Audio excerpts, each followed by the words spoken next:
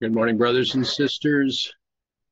Welcome to the final study of this week's presentations. As we return where we left off yesterday, as we consider other points, shall we ask our Heavenly Father for his guidance and his direction so that we may more clearly understand that which he would have us to know at this time? Shall we pray?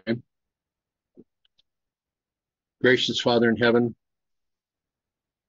we come before you today. We ask for your direction so that our minds may be open to understand what you would have us to understand at this time. There are many things that we have been examining that can be confusing.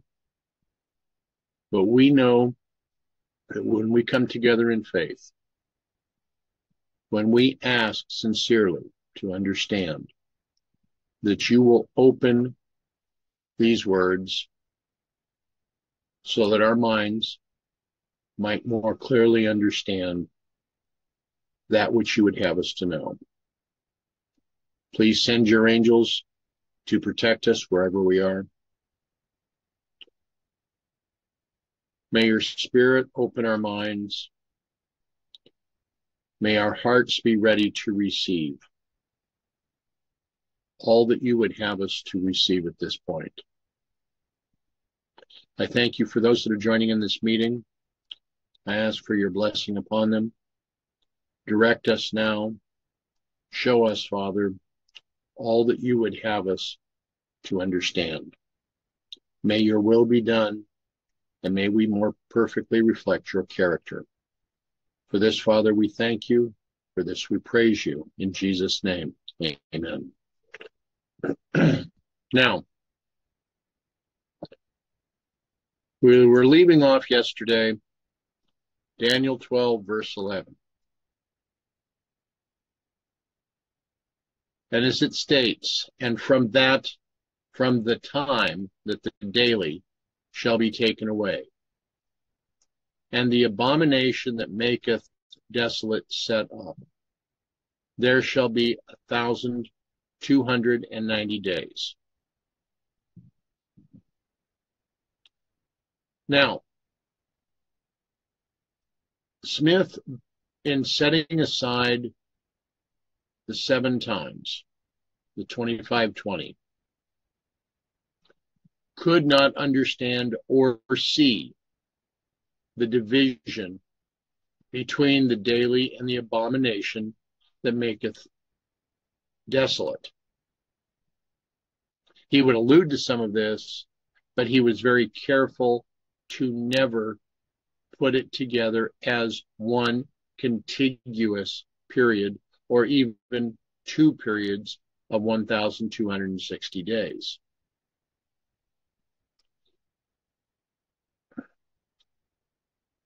Now, Smith. May I go ahead? Ask a question? Sure. Yeah, I'm just thinking of it again. He was saying he was careful not to put the 1260s together.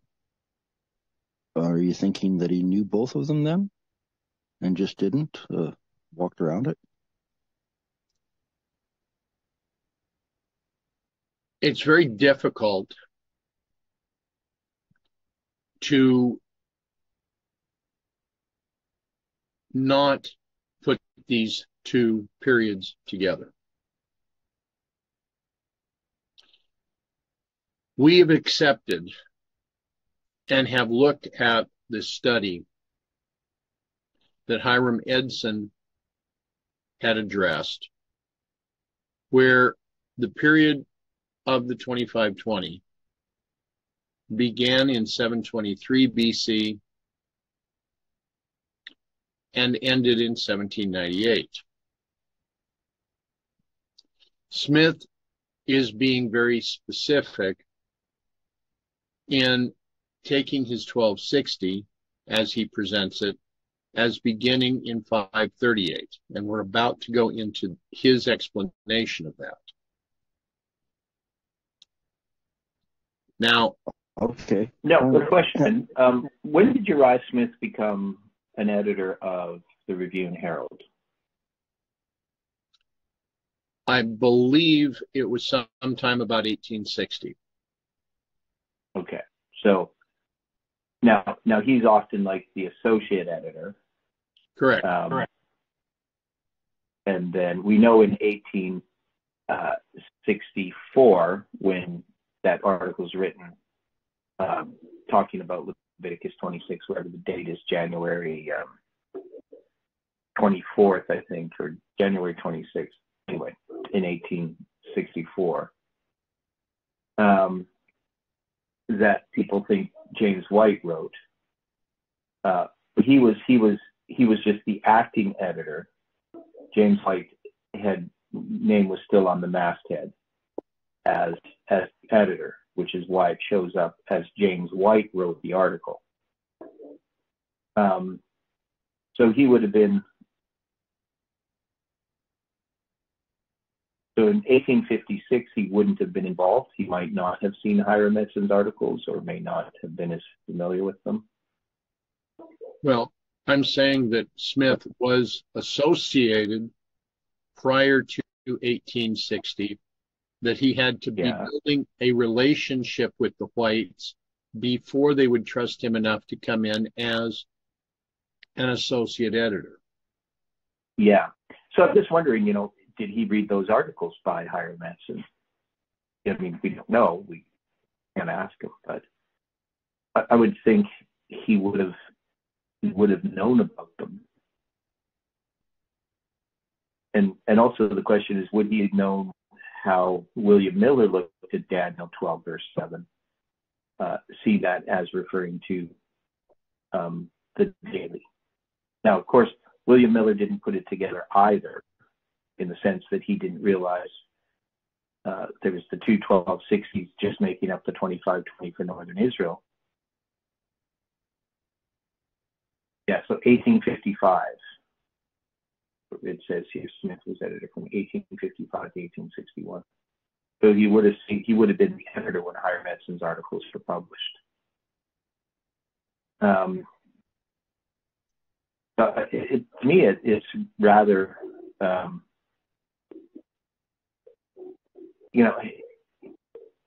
what I've said before is that I believe that the 25:20 was hidden from them. It's like, I don't think that there is a conscious effort on his part to not understand. And I think that this is true all through that history. Many people would see the 25:20 on the 1843 chart and it just not click. And I remember when I first started studying the daily, the pioneer view of the daily, so that would have been in 2007. Somebody, well, it was the Sharmans, they gave me a copy of Jeff Pippinger's article dealing with the daily. Right. And I didn't understand it. Like, I just thought, what is this? Like, what is it talking about? It just didn't make any sense to me. And I don't think it's because, Jeff didn't explain it well or anything. It's just, sometimes when a person doesn't see something, they don't see it. But once you see it, then you see it. Looking, I know that's looking back, what was it that you didn't understand about the whole idea? You understood something, didn't you? Yeah, well, even though he would talk about the two desolating powers and the pioneer view, I was looking at Daniel chapter 8, and I had done, lots of presentations on Daniel chapter 8. I knew Daniel chapter 8, I thought, inside out. Which I didn't understand hardly any of it. But, I'd been studying Daniel chapter 8 as a Seventh-day Adventist, for years. But once I saw it, then it was just like this huge revelation. Like, now it made sense. Now I understood. What did you think the daily was? Well, at the that daily time. was Christ's heavenly ministry, right? That's what was taken away, right? That's what the church had taught. That's what, because I'd read the Daniel and Revelation committees, theological papers on that, but they tried to explain it. I'd written a paper on it in university. But I knew that there was something wrong, but I could never figure out what, because it just didn't make sense to me. I couldn't even the correct view still had some problems with it, but I would sort of use a little bit of hand waving to get over the problem. But once I saw it, it was like, this is huge. Right? The 2520 now brings together the Daniel chapter 8, so I can understand the 2300 days as a portion of that great prophetic period, with the 70 weeks as a portion of the 2300 days, both a different portion of the same great prophetic period. And now it made sense. And so now we had two 1260s, Daniel 12 verse 7 now made sense. The scattering, and then the treading underfoot, for the papal power from Daniel 7:25, and then of course Revelation chapter 11, and then chapter 12 as well, dealing with the 1260 there, again being the papal power.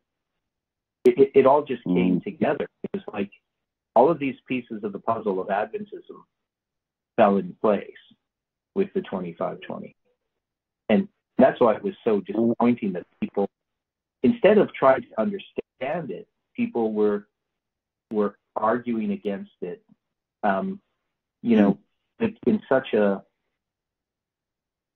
frivolous way. I mean, it was all about, is the 7 times in Leviticus 26, intensity, or is it a duration? A lot of mocking and sarcasm and plain stopping of ears. And representing people as heretics.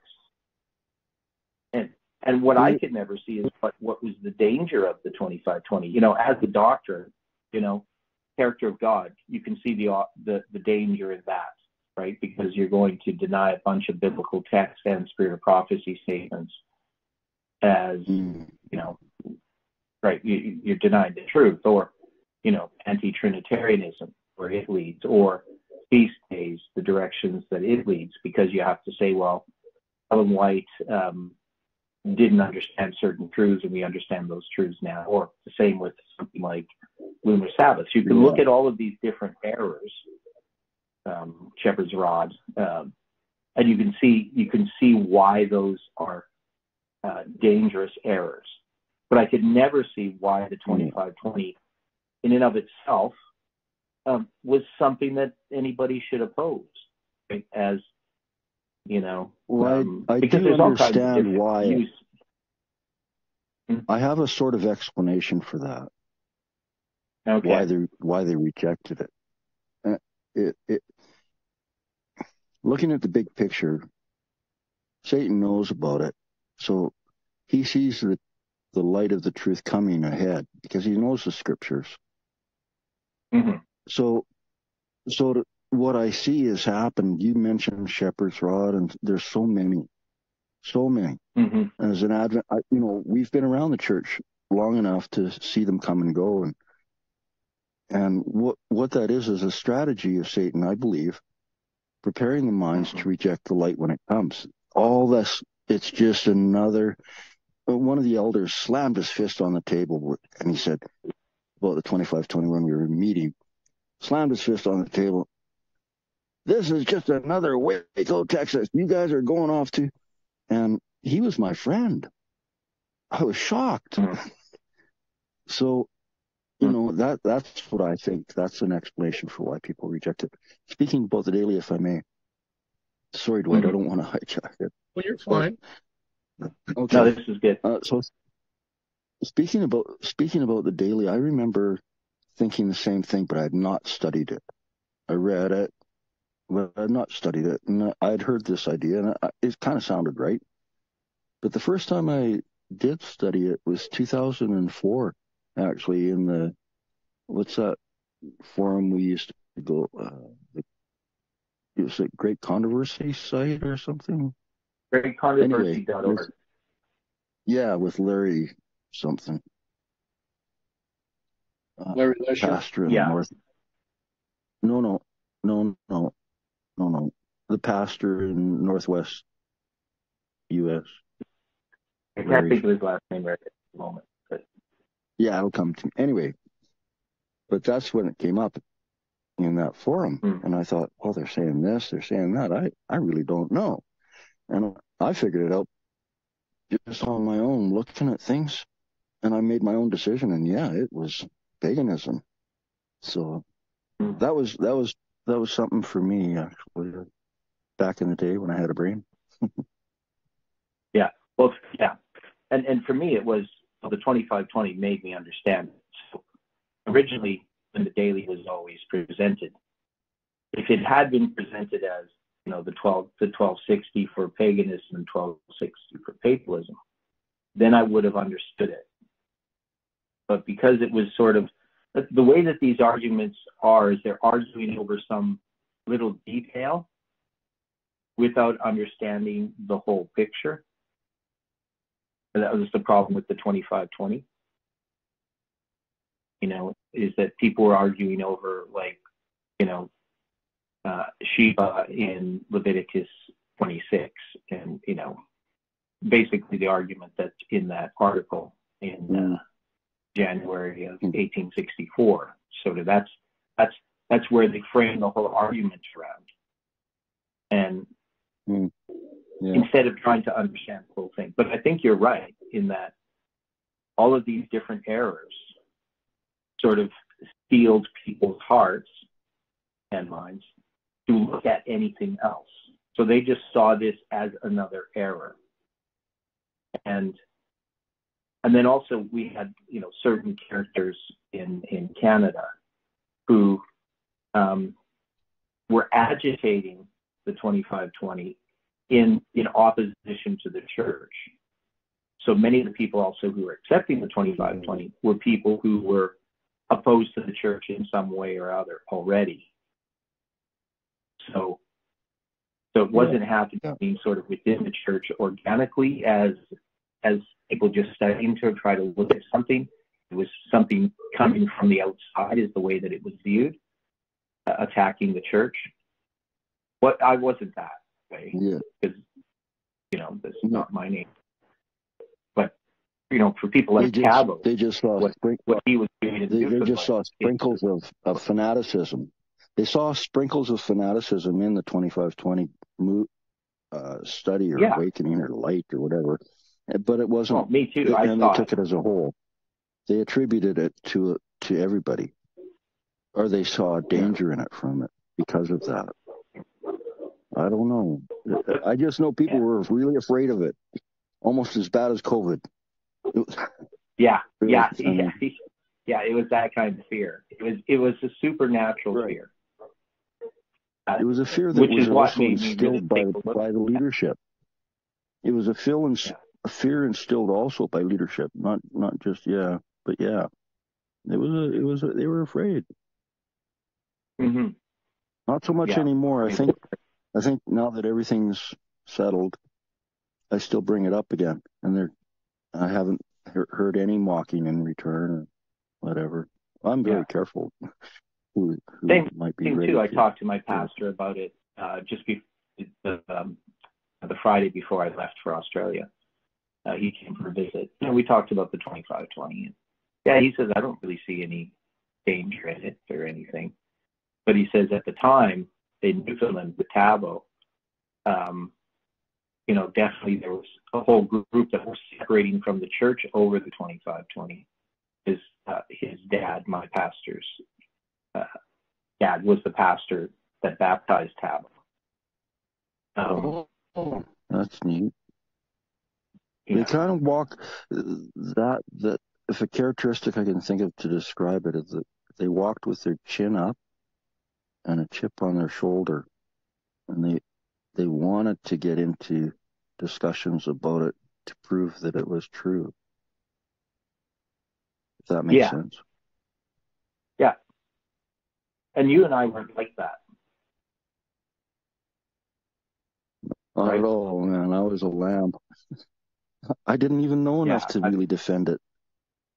So I kept silent, but if I was given the opportunity to prepare, but I got blindsided once in a while. Yeah, me too. Same thing. Because, I wasn't agitating it or anything, but when people found out I was studying it, because I was associated with you and all that.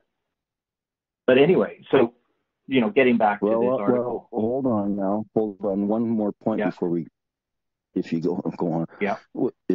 I was the opposite. I mean, I have to admit, I was a stir stick.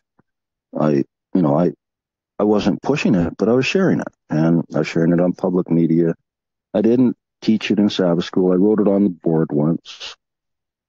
I didn't talk to people about it in the church, really, but gave one or two you shared something here and there, but it was not, I wasn't pushing that.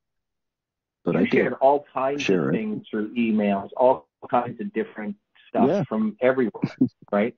Yeah, that's true. You never got for everything. It wasn't just the 25-20. I wasn't. Yeah, you're right. Yeah, that's true. 25-20 was just not just another. It was quite amazing to me. After sharing all those other things, it was kind of like you say, it tied things together. It settles us in our faith, I believe, because of the evidence.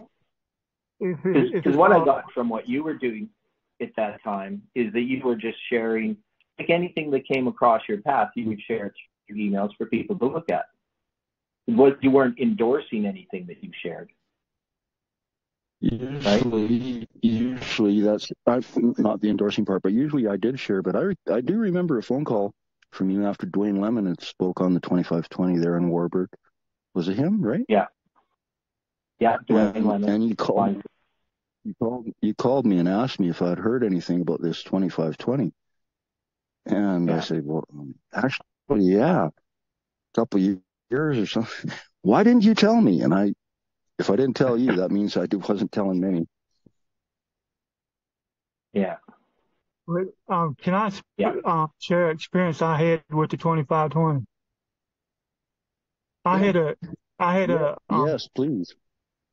I had a friend. He was a medical missionary.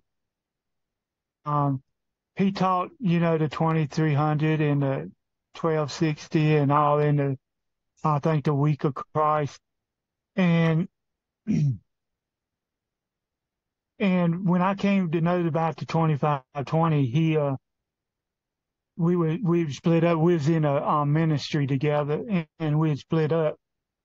And I kept in touch with him, and I was texting him one time, and we got to talking about the 25-20. And this was, he believed that the daily was paganism and all that. I don't know if he understood completely what that meant, but I was sharing the 25-20 with him and showing it to him, and he studied for a little bit. Then we got to talking about it again, and he said, "Well, I don't see nothing in it." And I said, "Well," I showed him verses at the verses, and Spirit of Prophecy quotes and stuff where it sheds light on it. And he told me, he said, "I don't see no light in it, and if you bring it up again, that I was going to laugh at you every time you brought it up." And I just, I don't know what else that I could have done to share that with him.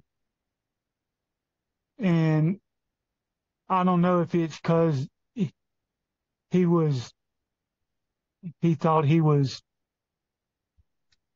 as you said, I reckon he thought maybe he just had more knowledge than I did at the time or what. I don't know. But I reckon just completely rejected. I don't know if he did or not. But it kind of it kind of hurt me kind of bad because he was saying he's going to laugh at me every time I brought it up, But that's what's my experience, one of my experiences with the 25-20. But I realized then that not everybody is going to accept it. no matter what you show them or how you show them. And William, I think that is a phenomena, I like to call it. I can't explain it any other way because I've had similar experiences, and it's even not that they're willfully rejecting it. They literally can't see it. And what that is or why, I'm not sure, but I hope you and your friend or whatever reconcile sometime. That would be really neat. oh, we did too, but I couldn't figure it out because he knew the argument about the daily, and about that, and I couldn't figure out why if he knew about the daily, why wouldn't he be able to figure out the 25-20? It just blew my mind, why he couldn't understand the 25-20. Yeah, that is interesting how we can get some things right. Somehow it doesn't carry on into the rest of everything.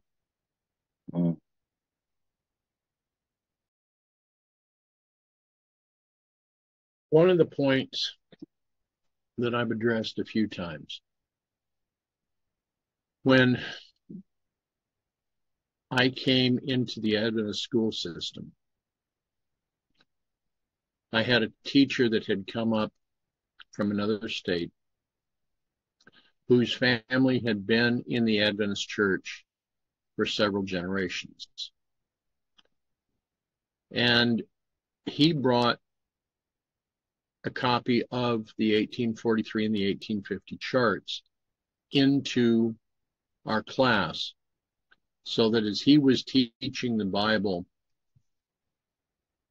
and Bible history, he used the charts in many ways. Now, the first prayer meeting that I went to that had anything to do with the movement, I drove up to Newport, and the man that was giving the presentation was seated in front of the church. It was kind of interesting because for a prayer meeting, there was quite a few people that were there. So after the meeting, I walked up to him and I recognized the charts. I just asked him point blank. I said, look, I understand what you got.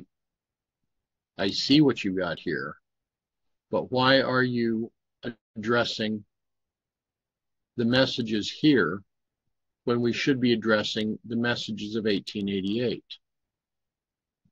Righteousness by faith.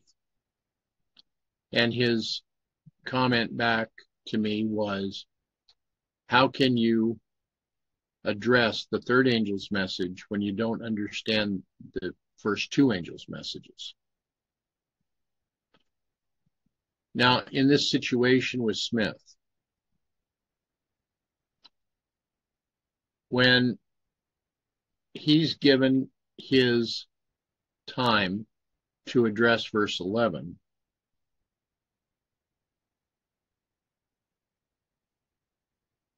he's not seeing that there are two congruent 1260-day periods, because to do so would have to be to admit that the 7 times is a valid figure.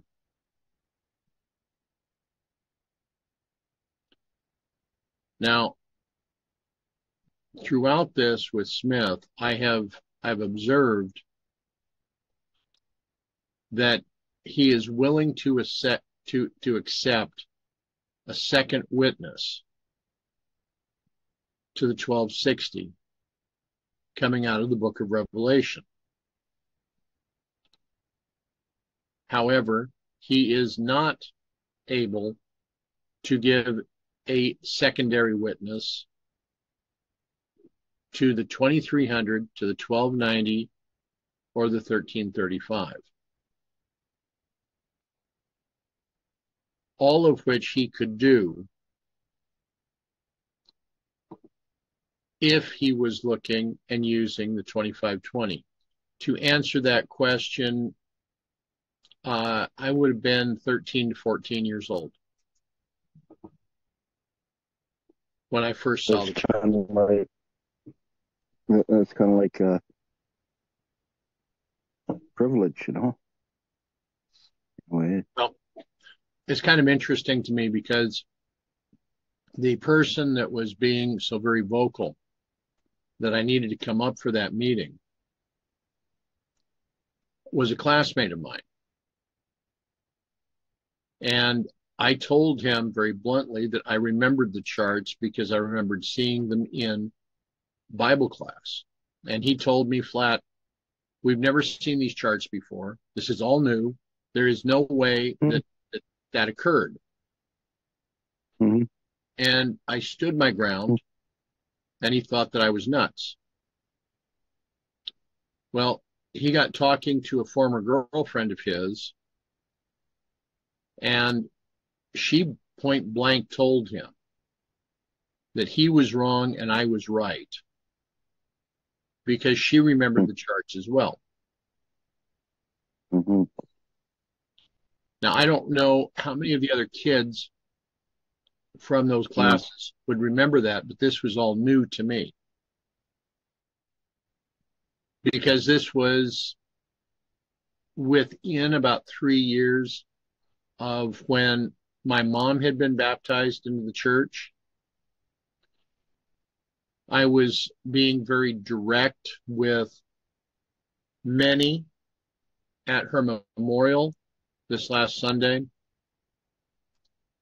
Today would have been the 54th anniversary of her baptism into the Adventist Church. And when I was growing up, I was being raised Lutheran, but I came to understand what it meant to be Lutheran and what it meant to be Protestant. Coming into the Adventist Church, I understood very bluntly that being a Protestant meant that we were to protest Rome. Yet today, we are no longer protesting Rome. In fact, in many of the Adventist churches, we are seeking a closer relationship with Rome. I'm so amazed it's prophecy being fulfilled. I just never believed it would look like this, what's happening in our church today. Right. Now, as Smith wishes to continue his article,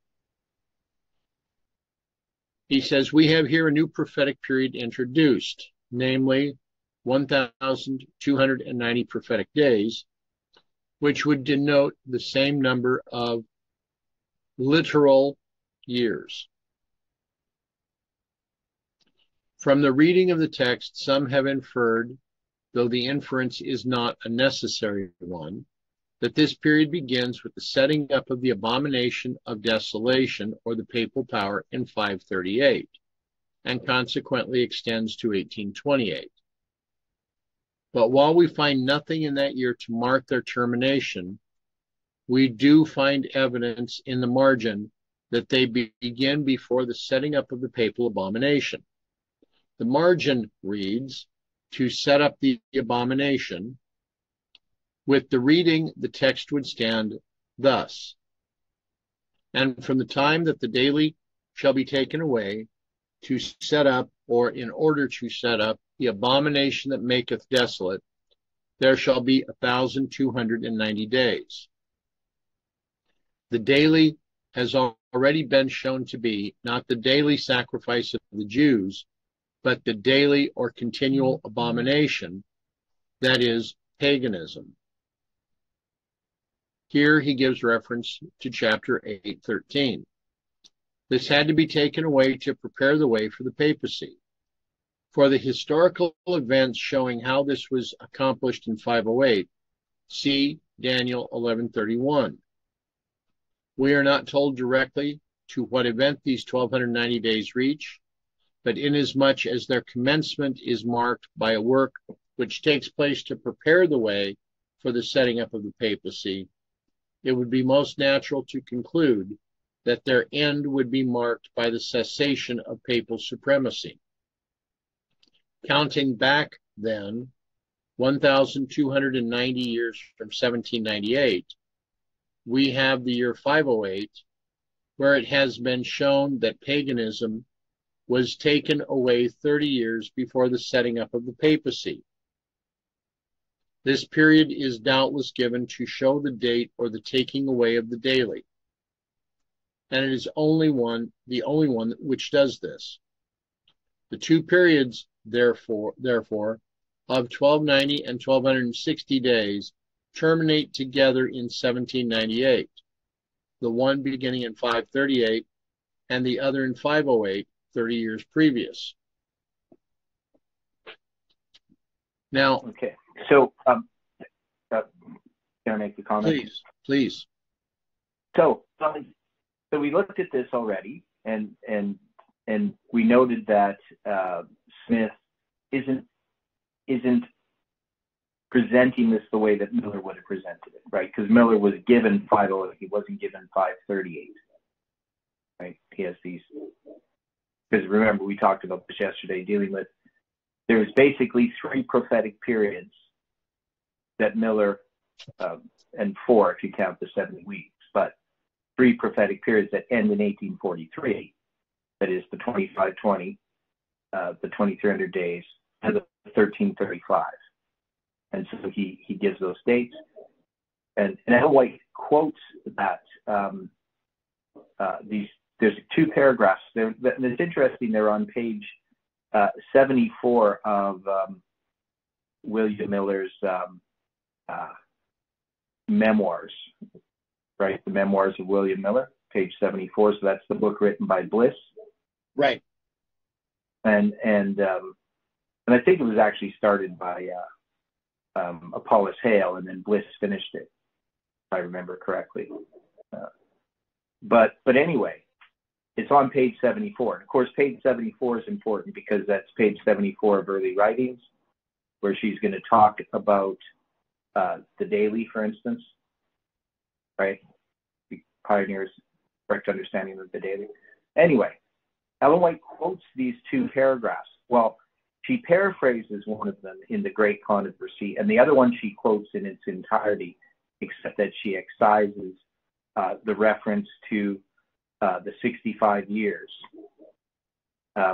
prophecy. So it's going to list up all these different time prophecies, and she's going to excise that 65 years, which is a very interesting point, why she takes it out in quoting Miller, but has all of these other periods. And then she's going to talk about the various prophetic periods when she paraphrases him, and he's going to be referring to the 7 times continuous, the 2300 days for the cleansing of the sanctuary, and the 1335. I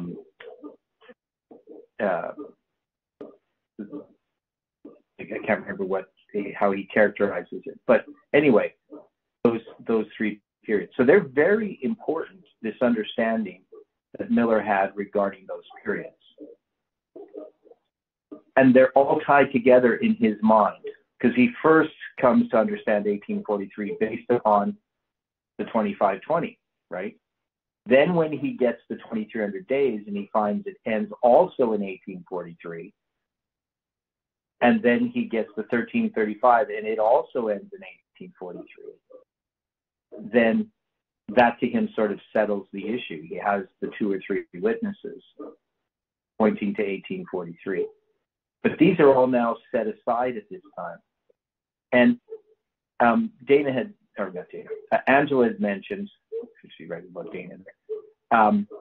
Angela had mentioned that, we had in December 6th, 2020, FFA is going to write their declaration rejecting the symbolic use of numbers. And it is January 26th, 1864, that article was written or published, rejecting Leviticus 26. And I think both of them represent the 126. Obviously, January 26th was 126, and December 6th is 126. And they're going to be 56 years apart in a month or so, right? So there's something here about that if Adventists could see this, if they understood what it was they were rejecting, I don't think they would reject it, but they just don't understand it. And I don't think Uriah Smith understands it. He could have understood it, you know, but I just don't think, you know, it's you know, to me God is hiding it just as he hid the mistake on the 1843 chart, right? So we know that he held his hand over the 1843 chart. The mistake is in the top right-hand corner, right? On the bottom of the chart, 1843 is not a mistake. But on the top right-hand corner, when you have the 2300 days ending in 1843 and the 2520 ending in 1843, there is a mistake on the chart.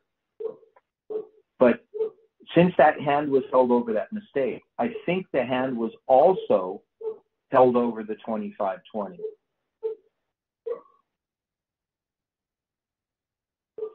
And it's in our history that hand is removed in regard to the 2520 for us to see it. That kind of makes sense. I was going to ask how did the 2520, who was it that decided what went on the chart? Two charts. Was it the individuals? Okay, so on the 1843 chart, there was actually another chart that was made first. Sometimes people refer to it as the 1842 chart. So they both ended in 1843, and they're both made in 1842. And that chart had, I'm trying to remember, it had the 2,450 years. So it had the Great Jubilee, the 2300, and the 2520 on it. There's three parallel lines. It's a black and white chart. It wasn't a colored chart. They had a copy of it at the School of the Prophets in the office on the wall, framed. I think, has everybody seen that chart? I'm pretty sure that I saw it. I don't recall it. Okay. So it shows them like, sort of like how we draw out our charts. It has like the timeline drawn out, and then the spans with these sort of arches going from the beginning to the end. So these charts, and there's three lines, separate lines. So then they decided to make the 1843 chart. What's that? I do remember that one. Yeah. Yeah. And then they just commissioned this other chart, which instead of having the line going horizontally, they chose to have the 2520 line going as a vertical column down the center of the chart, with the images of Daniel and Revelation on the other sides of the chart. Right? So they're going to have Daniel on the left side, basically, and quite exactly that way, but Revelation on the right side, and they're going to have the woes and all that. So that's what happened. They made 300 of those charts, and so those charts are first going to be presented. Stephen, do you remember the chronology? Stephen's still there. Do you remember the chronology of span from when the charts were first presented at the camp meeting, where they ended? Was it, there's 187 days in there, or some kind of span of time. I can't remember what it was. You remember, Stephen? I think it was 666 days from from when the charts were advertised to be published to the end of their usefulness, in a sense, not total usefulness, but to the end of the year 1843. So right, to April 19th. Yeah. Yes. So I think it was just ready.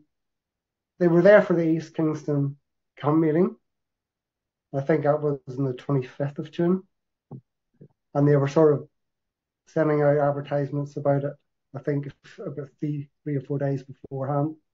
They weren't quite ready yet, but they were kind of like near enough. I think that's my remember. I'd have to check it out. Yeah, I just remember there were spans of time connected to their publishing and to waymarks at the end of the prophetic periods that they're marking. So anyway, so the 1843 chart has the mistake, though, in the top right-hand corner. So when God held his hand over the chart, it's going to cover the 1843 ending the 2300 days and the 1843 ending the 2520. But the 1843 at the bottom is actually marking the 1335 and the 1290. Well, connected to the 1290. So the 45 years between the 1290 and the 1335 days. So the math there is correct, and it's not affected by the mistake on the chart. Does that kind of help answer your question, Kelly? So it's going to be Charles Fitch, who makes the chart. Yeah, Fitch, and then the second one was. But anyway, Nichols. That fills in a lot of blanks, or refreshes me. Yeah, the 1850 chart's going to be what's the guy's name? Otis Nichols. Nichols, yeah. Right, Brother Nichols. Yeah. So the Nichols chart. Now that one's called the 1850 charts because it's made in 1850. The other one's called the 43 chart because it ends in 43. It's made in 42. Okay. So Fitch and Nichols. The first chart was Fitch. So yeah. But was there a committee or anything that the chart was passed by to say yes, this goes on or not? Not really. That's kind of what I wondered. Official committee, they just decided to do it. The individual just gathered the information themselves, and Fitch and the other guy. They just and then put it on there. Yeah, not an official thing. Just they decided to do it. And it was funded. Well, wasn't the second chart almost commissioned by the Whites? Like they encouraged Nichols to do it? Yeah. Ellen White said that another chart needed to be made, yes. So that's why. Okay. Yeah. Mm-hmm. And they made 300 of the 1850 charts as well. They made 300 of the 1843 chart? Yep, both. There's 300 copies made of each of them. Interesting. Yeah, it's 300. All right. Any other recollections on when we first came to viewing and understanding these charts? I've read most of the comments in the chats. I noted the post of what I recall from seeing at FFA of the line drawing chart, which we could apply as being the 1842 chart. Now, one that comes to mind, Dwight, is an experience of a friend that introduced me to the 2520, Peter Plum. He knew about the 2520 and the correct understanding of the daily since the 80s? Okay. 1989.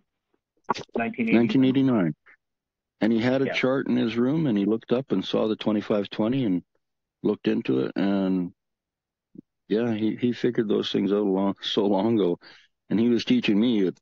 And when he was sharing it with me, in 2008 or 10, 11, anyway, he'd come over, and I would fall asleep, and it would be just me and him, and he'd have like an armload of books like Dwayne Dewey would carry around, Right. and sit down, and I'd fall asleep. At the end, he'd say, "Okay, we're done," and he'd just keep going.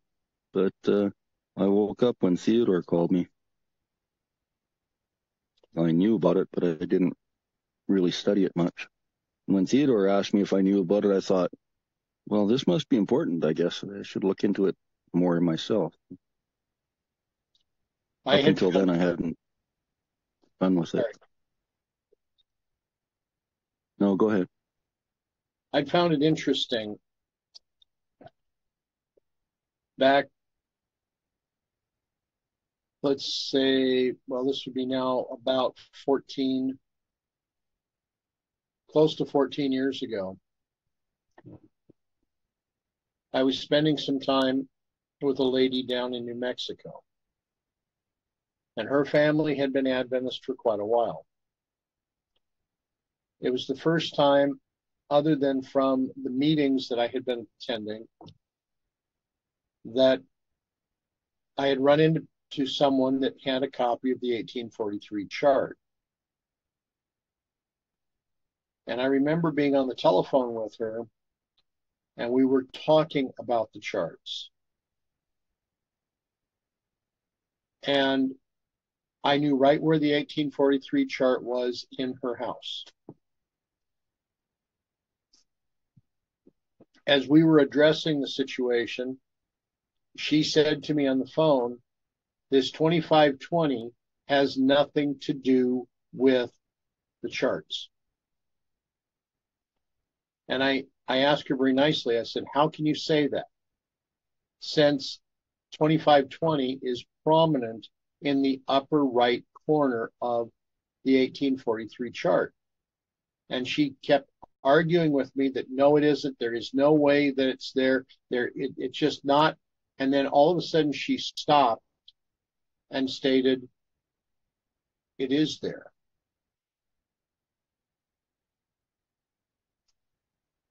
So wow, it's surprising that someone that has had this in their possession, available to them, would in many ways be quite myopic as to its existence. Now, the thing that comes to mind is, in seeing they shall not see, or something like that. Right. Or cannot see. Now, the situation that I've encountered is many whose family, like the Bible teacher that introduced me to the charts so many years ago, one of his sons was in my class. And after his father had passed, he was very adamant about how the 2520 is not important and refused to have anything to do with anything that gave credence to the importance of the 7 times of Leviticus 26.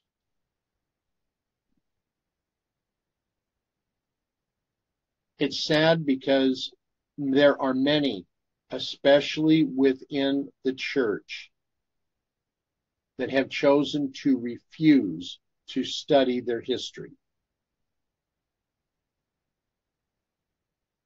They want to believe that the message that is to be given as the third angel's message has to do strictly with the Sabbath.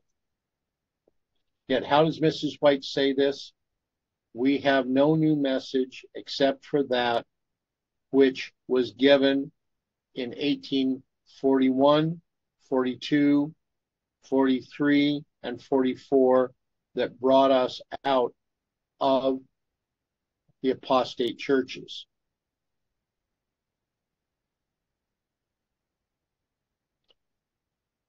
When was it that the Sabbath became a point that was seen as being important to the Millerite movement? Do you know? Sorry, I missed that question, Dwight. When was it that the Sabbath became a point that became important to the Millerite movement?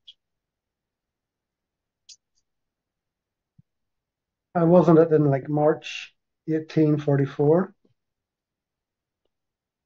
I believe we will find that the Sabbath was not being agitated until 1846. Well, you had Frederick Wheeler preaching, Okay. and then you have the Seventh-day Baptist lady sort of approach him and Rachel Oakes. agitate him. Yeah, Rachel Oakes. Rachel Preston Oakes. Yes. So my understanding that's like March 1844 is when Frederick Wheeler then, as a Adventist Millerite, began to be convicted of that. But was this one of the messages that brought them out of the churches?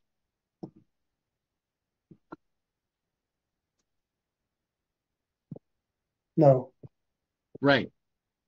So my point is, if I'm looking strictly at the verbiage that Mrs. White has used, the messages from 1841 to 1844 are the messages that are to be given now,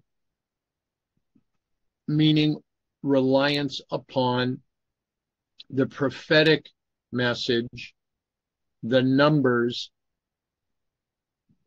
so that we can then more purely and properly present to people the importance of the Sabbath. So from here, Smith gives the 1290 this entire paragraph.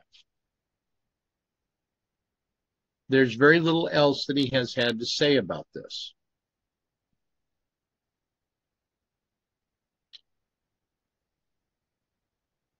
As he continues, he comes to verses 12 and 13. Blessed is he that waiteth, and cometh to the 1335 days. But go thou thy way till the end be, for thou shalt rest, and stand in thy lot at the end of the days. Okay, so I'm looking. Okay, from the chat, the comment is made. Chronological chart of the visions of Daniel and John. It is now nearly finished and will be ready for delivery in a few days. Price $250 a copy to subscribers. Published at number 14 Devonshire Street. Upstairs, subscribers may send or call soon. Signs of the Times, June 22nd, 1842. 9.96, 666 days to the last day of the Hebrew year, 1843, sunset on the 18th of April of 1844. It's interesting that Signs of the Times in 1842, published 47 years before the birth of my grandmother in Sarata, what was then Russia, but is Bessarabia. Yeah, we also have the June 22nd date, which of course we know is the date that Jeff picked in 2011. Well, he didn't pick it. I mean, that's when he received $165,000. And then the June 22nd date in 2014 that he connected with the first camp meeting in Arkansas after they had the School of the Prophets. So that June 22nd date also in Millerite history is going to be Pentecost in 1844. You know, so it's another symbol. So it ties these different symbols together. But see, it has a very personal reference for me, because June 22nd, 1889 was the birth of my grandmother, just like February 11th, 1928 was the birth of my mother. Okay. So Stephen's birthday. Exactly. So when I'm looking at their birth dates and then joining it with the date of my birth, I've had to shake my head, because then I've got 3 generations directly that have birth dates that have something to do within the movement. Yeah. Yeah. Now, Stephen, I thought there was also another span of time going to the Midnight Cry, going to August. Maybe it was. I'm just trying to think how many days it was. Maybe it was 718 days or something like that, from some event, a camp meeting or something. Yeah, I think it's the time difference between the camp meetings. So you had the East Kingston camp meeting until the Exeter camp meeting, which were only like 5 miles apart or something in their venue. And wasn't it 777 days? So yes, that's right.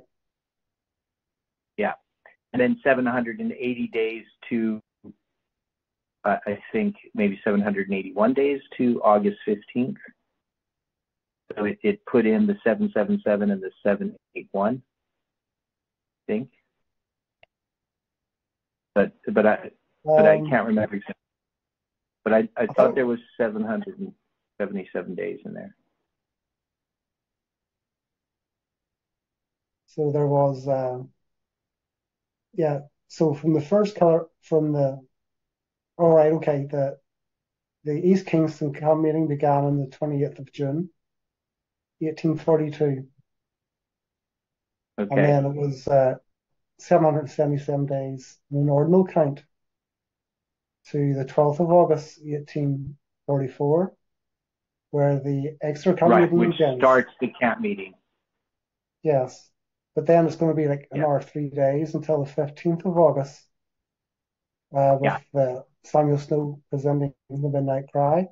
So that would be from that first camp meeting when that began, would be 780 days with an inclusive count. So you have 18,720 hours from that camp meeting. Yeah, so the 18,720 hours, yeah. Okay. Yeah. So hopefully people catch that.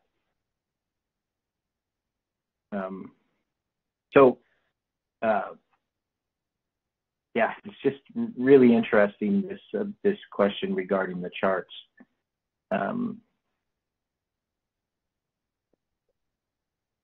Okay. So Dwight, back to you. Okay, so here we come to these final verses. Now, Smith's comment here, still another prophetic period is here introduced, denoting 1,335 years. The testimony concerning this period, like that which pertains to the 1,290 years, is very meager. Can we tell when they will begin or end? The only clue we have to the solution of this question is the fact that they are spoken of in immediate connection with the 1,290 years, which commenced as shown above in 508. From that point, there shall be, says the prophet, 1,290 days. And the very point The very next sentence reads, "Blessed is he that waiteth and cometh to the 1,335 days." From what point? From the same, undoubtedly, as that from which the 1,290 date, namely 508. Unless they are to be reckoned from this point, it is impossible to locate them, and they must be accepted from the prophecy of Daniel, which we apply it when we apply it to the words of Christ. Whoso readeth, let him understand. Matthew 24:15.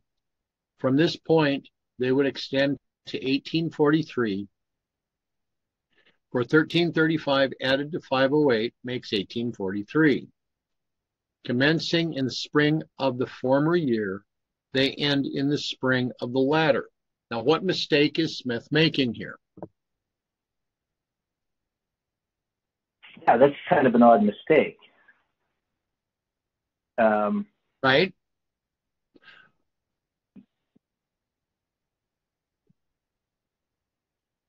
So he's saying that they're in the spring of 508. Right.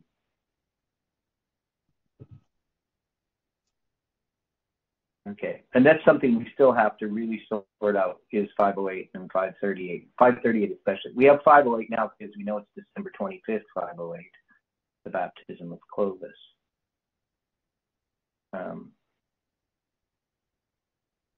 538, I normally mark around March time. That's when the siege ended. So the Is that what he's using? So the Ostrogoths abandoned the siege in, I think it was in March 538. Okay, so that's what he's doing. But we know it's going to be in April.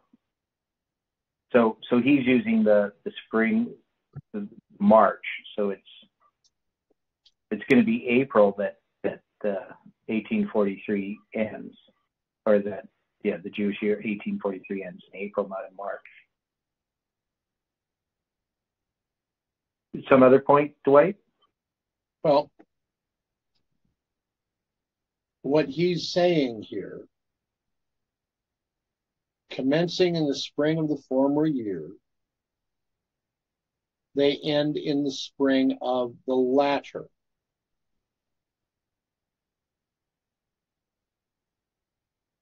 He's correct in that this would need to end in the spring of 1844, but he's not seeing it as such because he's stating that this is ending in the spring of 1843. Right, which is incorrect. Yeah, because it ends in the spring of 1844. So why does he have it in the spring of 1843, not at the end of 1843? Yeah, that. You follow now what I'm seeing? Yeah. That would be to end in the spring because it ends in the spring of 1844, not in the spring of 1843. Right. So he was trying to place the commencement in the spring of 1842 and the conclusion in the spring of 1843. Well, no, I think what he does is when he says the former and the latter, I think he means the former is 508 and the latter is 1843. All right. So, but that still would be incorrect. Even if it started in the spring of 508, which I don't believe that's where we start the 1335. And I don't think you have to have it exact anyway, but we have it start in December 25th, 508, with the baptism of Clovis. And if you did exactly 1335, it would end in December 25th, 1843. But we know that it goes to the end of the Jewish year, 1843, not to some date from 508 to some date in 1843, which he's trying to go from the spring of 508 to the spring of 1843. We don't have the 1335 end in the spring of 1843. Now, he could be arguing that the 1335 just goes to the beginning of the Jewish year 1843, which Miller does mark, right? But I don't know that any of the pioneers had the 1335 end in the spring of 1843. I don't think that was understood in that way. Definitely, we don't take it that way. We go to the end of the Jewish year 1843 because Miller was always about the year 1843, and then he said that the Jewish year 1843. So when the 1843 chart is made in 1842, it's going to be May or June, right? Right. And when they have 1843 on that chart, it's going from, in their minds, January 1st, 1843 to December 31st, 1843. In December of 1842, Miller, for the first time, says that 1843, in his mind, is the Jewish year 1843, going from March 21st, 1843 to March 21st, 1844. So prior to that, they never addressed the Jewish year as 1843. So then they're going to, in the year 1843, they're going to be looking into the whole issue of exactly when the prophetic periods end. And we know in May 2nd of 1843, Miller's going to write a letter, I believe, to Himes. I'm not sure who he writes it to, where he talks about the fall of the year in connection with the Day of Atonement. That's when that's when he would expect that the prophetic periods are going to end. So he's going to have the fall of 1843. During that year in 1843, they're going to sort out that there is no 0 year, and that they talk about the fact that it's going to be actually 1844, but they still aren't looking to the fall of the year in 1844. They're still going to look to the spring. So they're going to say, well, they're going to continue to May 21st, 1843, and then they refine it using a misunderstanding of the Karaite calendar, but that the Karaites always go 1 month later than the rabbins. But so they say it's going to be April 18th, 1844. Sometimes they say April 17th because they're just going by the astronomical new moon. But anyway, the Jewish year ends on April 18th at sunset in 1844. So the 1335 has to end at the end of the Jewish year 1843, not at the beginning of the Jewish year 1843. Right? If you understand what I'm saying. And of course, it's addressing this sort of tarrying time that happens, and the blessing that comes with an acceptance of this chronology. So if you think about, there's 500,000 Millerites prior to the spring of 1844, and many are disappointed. So you end up with 50,000 Millerites after the spring of 1844. So with the first disappointment, it's diminished by, so you only have 1/10 left of the people that were Millerites. And those people would have accepted April 19th. The ones who are disappointed, for the most part, that leave the movement, we never accept that adjusted date of April 19th as being the first day of the first month. That is, the first day of the first month being April 19th is only understood by the Millerites who accept the tarrying time. That is, in order to accept April 19th, that means you accept October 22nd. Right? So many people fell away before that. They were disappointed, not particularly on April 19th, though some were. That disappointment wasn't really a singular event. That disappointment actually happens over a period of time. Some people even argue that, by December 31st, 1843, many people had left the movement because Millers, in their understanding of it, 1843 had passed. Right? You have some who are still going to hang on till the spring of 1843, but only up to March 21st. And then, even within this movement, when did we first understand that it was April 19th and not March 21st that the first disappointment happened?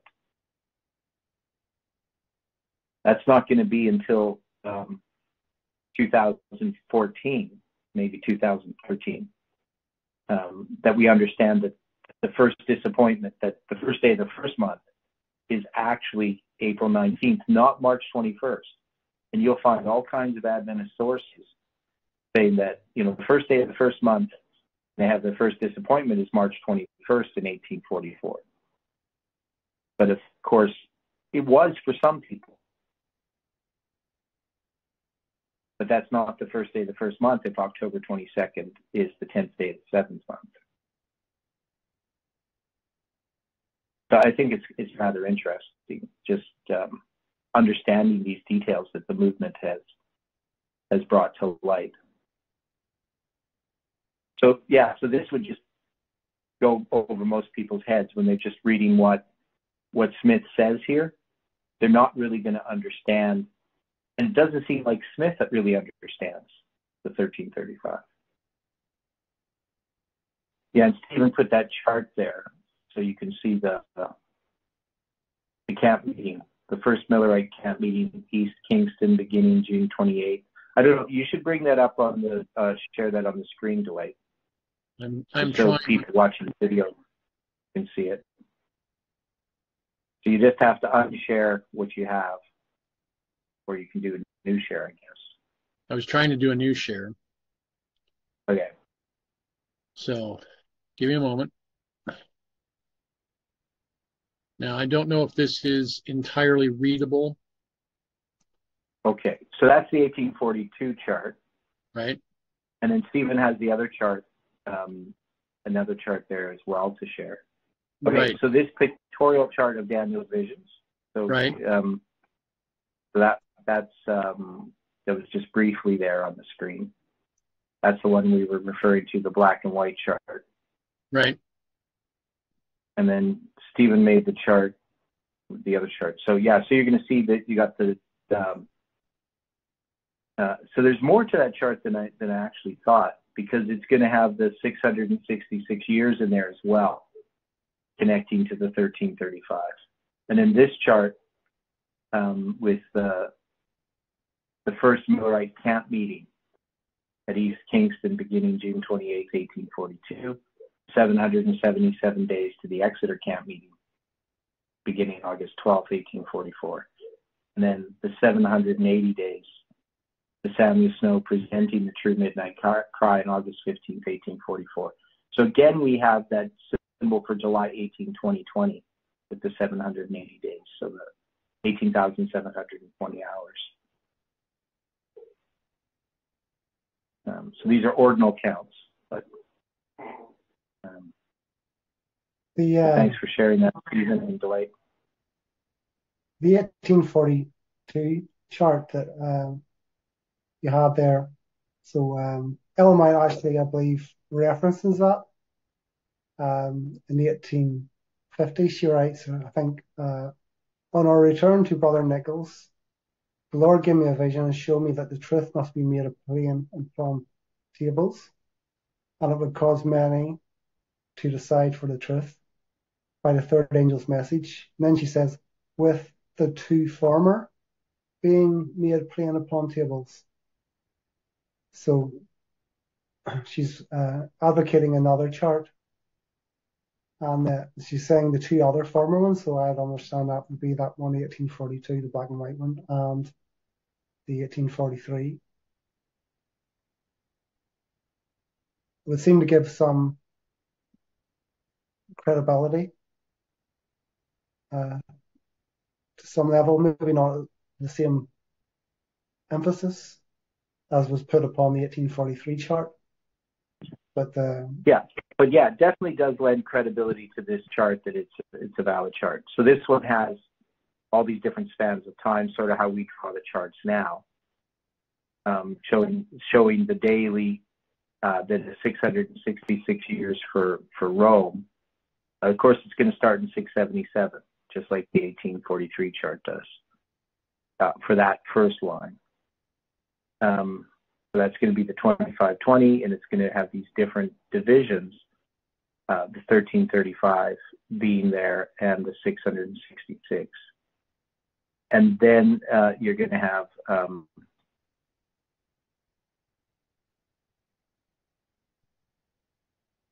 let me see, I'm just looking at here. So you got the 2520, then you have the 1260.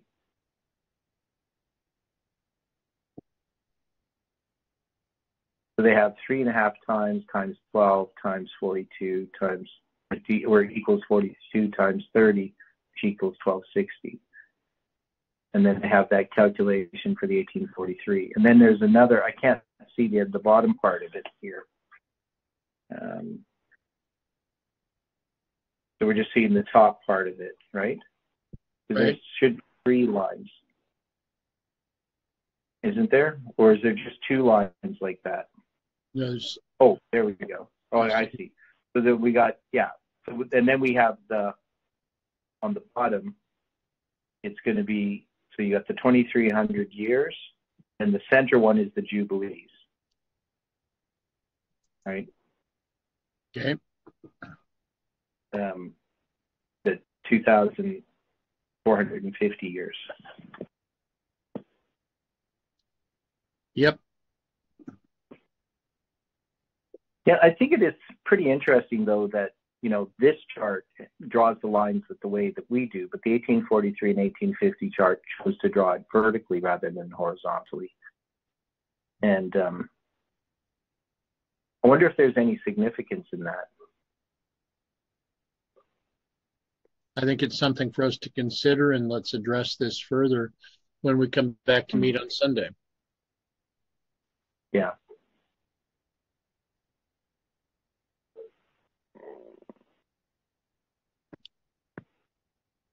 It's also interesting if you're looking in the area just above this portion that says Papal 1260, Papal Rome 1260 years. They have the 538, 1260, and 45 all adding up to 1843. So they were recognizing or beginning to recognize what would be the validity of 1844. They just didn't fully understand all this.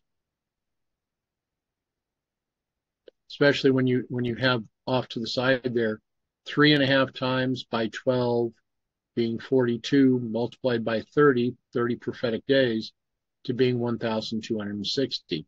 And at the very top, you have exactly what they had in the upper right corner of the 1843 chart, 7 by 12 by 84, 7 by 12 equaling 84 multiplied by 30, still coming out to the 2520.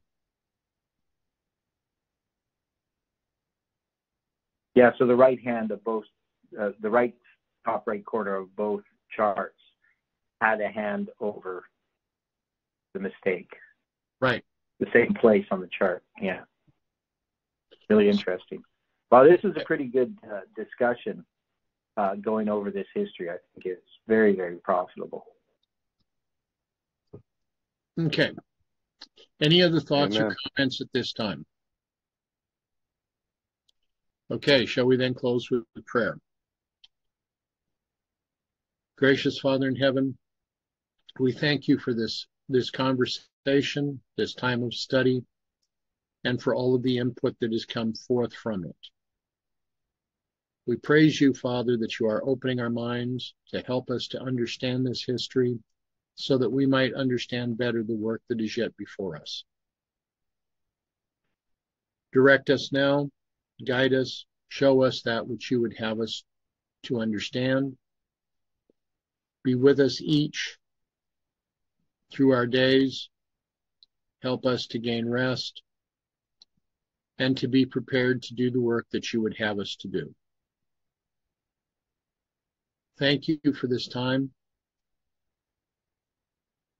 We praise you and thank you in Jesus' name. Amen.